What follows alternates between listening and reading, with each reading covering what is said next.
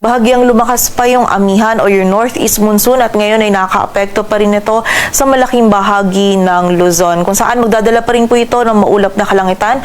May mga mahihinang pagulan or pag-ambon pa rin na mararanasan ngayong gabi dito sa bahagi ng Cagayan, Isabela, Nueva Vizcaya, Quirino, maging dito din sa Aurora, Quezon, sa Apayao, Kalinga, Mountain Province at Ifugao. So expect po natin ngayong gabi, posible pa rin yung mga light rains na dala ng amihan dito sa mga areas na ito. And bukod dito, magiging mataas din yung posibilidad ng mga scattered na mga pag-ulan, pagkilat at pagulog dito naman sa Caraga at Davao Region. Dulot naman po ito ng easterlies. Kaya pag-iingat pa rin para sa ating mga kababayan dyan sa posibilidad ng mga pagbaha at pagguho ng lupa. And sa kasalukuyan po, hindi nakakaapekto yung shear line or hindi ito nagdadala ng mga pag-ulan sa anumang bahagi ng ating bansa.